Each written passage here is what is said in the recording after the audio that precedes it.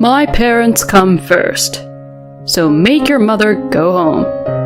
It was at this point that my love for my husband has completely disappeared. Right, let's go home then. He grinned. Finally, you're going to obey me. Well, then make sure to look after our house. I ignored my husband's words and began to walk into the inn with my parents. Hey, what the hell are you doing? The inn's exit is the other way over there. Huh? Because you told me to go home, didn't you? That's why we're going home. Huh? What the hell are you talking about? This inn is my father's parents' home, you know? Excuse me? My name is Marla. I'm a 30-year-old office worker. I was raised by my father who works for the government and my mother a housewife. I respect both of my parents, my father who is strict but teaches me the right path, and my mother who is understanding, flexible in her thinking, and having a calm aura. I have been working at the company for 8 years, which was where I began to work for night after I graduated college. After 8 years working as an adult in the society, as one would expect, one experiences many things. I married my husband Chris when I was 25 years old. When I was 27, I gave birth to our first child, our son, Aaron. After taking maternity and childcare leave, I returned to work and now work as an office worker while raising our son and taking care around the house. Although my husband is kind in some ways, there are some things I'd like to complain about. First of all, Chris basically doesn't do any of the housework. I don't blame him for not being able to cook well. My husband lived at his parents' house all his life until we got married, so he has never cooked on his own. However, I would like him to do at least the laundry and cleaning around the house, which anyone can do as soon as they learn them, but he always puts the responsibility onto me by saying, Marla, you always get it done quicker than me, so... At first, everyone is slow, but as you get used to it, you'll get faster at it too. I would explain that to him, but he would give vague answers and eventually not do it. And around that time, I became pregnant and went back to my parents' home to give birth at a local clinic near my parents' house. I had hoped that while I was gone away, Chris would at least learn to do his own housework during that time. But apparently, my mother-in-law had moved in and taken care of the house chores while I was gone. Hearing this story, I was disappointed and decided to stop having expectations about my husband doing the housework for me. Another frustration was the presence of my parents-in-law. As I mentioned earlier, my mother-in-law spoils her only son, my husband, and visited us frequently. She also seems to think that her adorable only son was taken away by me, his wife, and she would always glare at me. Marla, what is this? What the heck is this dish? Well, obviously it's curry. I know that it's curry. Huh? Then why would she even ask me that question? Where are the meat? Huh? The meat for the curry. You want Chris to eat a curry without any meat? Grill some meat right now. What? But you can't just grill any meat. Make sure you prepare it and grill good quality beef. That's what my mother-in-law would order me to do. We didn't have kids at the time, so the burden was a little less, but it was still difficult on me physically and mentally to hear my mother-in-law say such troublesome things to me, especially after work. Oh, it's curry with meat today. Please eat as much as you like, honey. I grilled lots of meat for you, Chris. Yay! This is the best. Thank you. But I was the one who cooked it, though.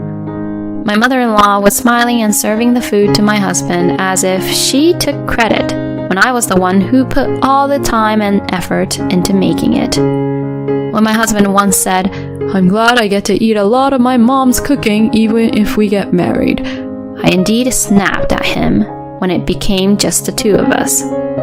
Your mother says whatever she wants and just only orders me around, but she doesn't actually cook anything, you know? If you say something stupid like that again, I won't cook for you anymore. Okay, I'm sorry. For my husband, he seemed to think that I suddenly snapped at him and was quite surprised at that time. But on the contrary, it seemed to have a positive effect, and after that, when my mother-in-law served food in front of my husband, Chris would also ask, saying, Did Marla cook this? And every time I would reply, Yes, I cooked it. Then my husband would say, Marla, your meals are delicious. I thought at the time that he was a person who could understand if I say it properly, but this in turn made my mother-in-law jealous. Marla, I'll cook today. What? Saying that, my mother-in-law bought a lot of ingredients. That's a lot. Are you okay? I'll make you realize that what Chris really likes is my cooking. Saying that, my mother-in-law began to cook. I made these meals today. Here, eat up. Oh, wow, it's steak. Mom, your steak is really delicious as always. My husband ate it happily. Seeing this, my mother-in-law said with a look of triumph, See, my cooking is better than yours, isn't it? But to be honest, I didn't feel irritated at all or anything like that. It didn't matter how good my mother-in-law was at cooking, because it was a given that the food was delicious. All of the ingredients my mother-in-law bought were from high-end stores, and the meat for the steaks were quite expensive. I mean, if she bought it from a place like that, it'd be actually hard to make it not tasty. I may have overspent a little though, so Chris, I'm sorry. My mother-in-law would pretend to apologize like that to Chris. My husband, who does not do any housework and doesn't really care about food expenses, said, Oh, it's fine. Marla is managing the household budget. And told me to pay for what his mother bought today. I was astonished when I saw the receipt she gave me. It had cost $200 for just one meal. Not only was the meat expensive, but the caviar for garnish, the organic vegetables, the wine that cost a lot for cooking, and so on. The way she spent the money was just reckless. After that, I decided to try not to spoil my mother-in-law's mood and tried to be nice to her. Then my mother-in-law got into a good mood and stopped causing trouble. But it was still stressful for her to come over to our house so often. Later, after the birth of my son, not only my mother-in-law but also my father-in-law decided to come to visit us frequently too. This boy is going to be a big shot like me in the future. Let's buy him a lot of nice things while he's still young so he can prove his sense of style. My father-in-law would say things like that and buy expensive baby items on his own. When I say, I think something a little cheaper would be fine, he gets angry and won't listen, saying, What if that makes his taste worse? And wouldn't listen to me. I wanted to ask my husband for help, but he was too busy being with my mother-in-law to help me out. My husband, being the insensitive husband that he is, didn't really understand that I was in trouble. When my son was newborn, my father-in-law was still working, so he only came on weekends. But this year, my father-in-law is retiring. If that happens, my father-in-law will definitely come to see my son on weekdays as well. I shudder just thinking about it. Incidentally, this year is my mother's 60th birthday. I wanted to do something for her to thank her for raising me. I wanted to do whatever she wanted, so I went home for the first time in a while and asked my mother, Is there anything you want to do for your upcoming birthday? You don't have to worry about it. You're busy too, aren't you? No way. It's your 60th birthday, so let me celebrate it properly. That's right. Thanks to you, honey, I've always been able to live comfortably. Let me thank you properly at a time like this. My father said that, and my mother laughed in embarrassment. What are you doing, saying something like that out of the blue? What? I was just saying what I was thinking. Seeing my father, who was strict but unintentionally making those kind of comments, and my mother, who was embarrassed, I felt at ease. Oh yeah. Oh, I might have a place I want to go. My mother says so, and I leaned forward to ask, "Oh, where do you want to go?" To your father's hometown. Marla, you were born right after we got married, so we haven't really had a chance to sightsee around. I see. Father, your hometown is known to be a ski resort, right? Yeah, it is. I haven't been back there in a long time, and since it was my hometown, I didn't really go skiing that much. After coming to the city for college, I realized how precious my hometown was. Let's celebrate Mom's 60th birthday with a trip to the ski resort in Father's hometown then. Oh, that's right, Marla. I want the inn we're staying at to be here. Saying that, my mother showed me the screen of her smartphone. It showed the website of a certain inn. Oh, is this place? Yes, it is. You might be too small to remember. No, I remember. I was about 3 years old, right? What the heck? We're going on a trip, but you want to stay at the inn here? Yeah, you miss it too, don't you? Well, yeah, I guess so. I have a feeling they'll be so loud when we go there. Well, anyways, I'll make the reservations. At any rate, I'm glad we've come to an agreement about my mother's 60th birthday celebration. I'm going on a trip to a ski resort with my family for my mother's birthday in a month. I told my husband about my mother's 60th celebration. I see. So your mother is already turning 60 years old, huh? Have fun. Yeah, thanks. My husband agreed without any objection at the time, but later on, he suddenly says something outrageous. For the ski resort trip to your mother's celebration, we're going to join you. What? What do you mean, we? We, meaning my mom, my dad, and I, will join you all. You know what I mean, right? Now, wait a minute. Why are you deciding that on your own? It's my mom's 60th celebration, okay? You're supposed to at least ask if you can take your parents, right? Even if you tell me that, both my parents are already in the mood for it. The ski resort we're going to stay at is a popular, luxurious inn that's been featured in magazines and on the TV, right? They were saying that it's not fair that you guys are the only ones going to it. Huh? What do they even mean by that? It sounds like they don't even want to celebrate my mom's 60th birthday. It's just that they feel like they're missing out and are trying to force us to go with them too. That's not true. I'm sure they want to celebrate. No, I don't think so. Then if I tell you we're not going on this trip and we're only just having a celebration dinner, will your parents even come to that? And would you even come? Well, that's... My husband's stuttering attitude indicated the answer. See, you all just want to go because of that ski resort. Knowing that, I don't want to take you guys with us. How dare you treat my parents like that? I've been telling you for a while now that my mother is my priority this time. Your parents should learn to be a little more reserved. Excuse me? Are you trying to insult my parents? I'm just telling you the truth. They come over often and were being really rude to me. That's enough. I'm disappointed in you. Since my mom and dad are already ready to go on that trip, we'll stay at the inn on our own. Fine. I see. Then why don't you do whatever you want? And like that, we had a big argument. Then we didn't talk to each other at all for a long time. I mean, there are only about 2 weeks left until our trip, and I don't think my husband can even make a reservation. Well, it doesn't matter to me. And we stayed like that as we welcomed the day of the trip. My husband was getting ready early in the morning with his larger luggage. What the heck? So he was able to make a reservation, huh?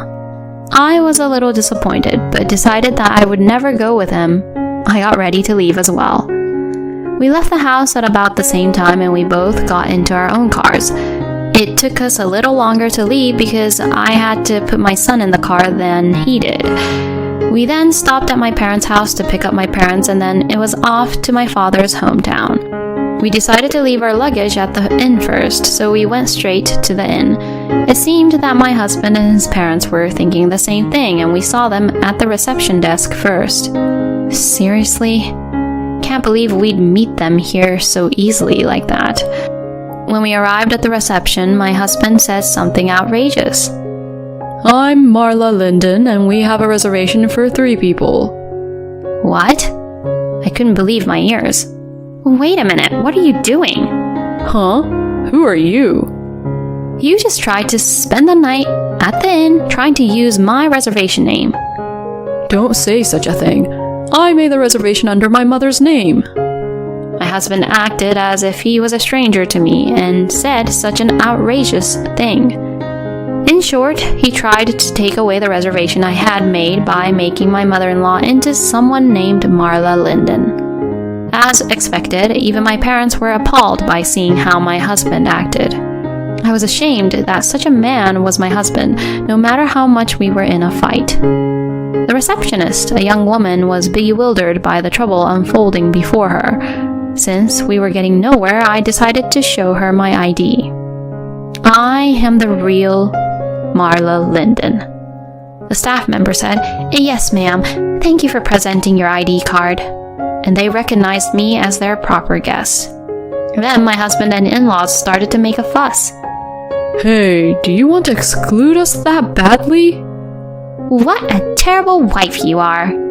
What a selfish woman you are. My in-laws were making a fuss without having any care in the world who was looking at them. And then my husband says something outrageous.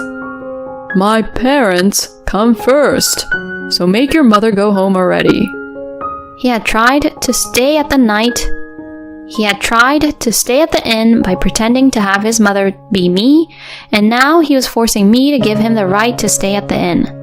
It was at this point that my love for my husband had completely disappeared. Right, well, let's go home then. He grinned. Finally, you're obeying me. Well then, make sure to look after our house well. I ignored my husband's words and walked into the inn with my parents. Hey, you! What are you doing? The inn's exit is the other way around. What? You told me to hand over our reservation to you, right? So, we're going home as you asked us to. Huh? What the hell are you talking about? This inn is my father's parents' house, you know? Excuse me? My husband and my in-laws were just speechless. You're kidding, right? This luxurious inn is your father's parents' house? Then a woman in her 60s came out from behind the reception desk. Oh, Henry, welcome. Have you come already? That woman is my father's sister. In other words, she's my Aunt Paula. Hey, Paula. It's been a long time. I just came to drop off our stuff for now. Oh, hello, Paula. It's been a while. Oh, Linda, it sure has been a while. Then, is that beautiful lady over there, Marla? Auntie, it's been a while. You've become so pretty. My aunt was a very powerful person, the opposite of my quiet father. Come on, hurry up and carry the stuff now. Beth, please help them. Yes, ma'am. My aunt instructed the woman who was working at the reception desk. Then my aunt looked at my husband and his parents, who were standing there stunned, and called out to them. Oh, have you made any reservations, sir? May I ask your name? My husband and his parents, who had watched our exchanges, could no longer stay at the hotel using my name. But my parents-in-law didn't care. We had made reservations to stay with Marla, you see. That's right. There should have been a reservation for 6 people. I can't believe my parents-in-law would say such things like that. Then, my husband started to get in on it too. That's right. And yet, we were told that the reservation was only for 3 people. Isn't that strange? It was your mistake, wasn't it? Shouldn't you have prepared a room for us somehow? It was beyond the disappointment I had for them. They were just doing too much. My father was clenching his fists and was about to snap. Then my aunt stood in front of my husband and his parents and began to apologize. I am very sorry that this was so unpleasant to you all. However, in order to provide the best hospitality, our inn can only accommodate a maximum of 3 people in any room. Therefore, I think that the statement that there should have been a reservation for 6 people is incorrect, sir. My parents-in-law and my husband's faces turned pale.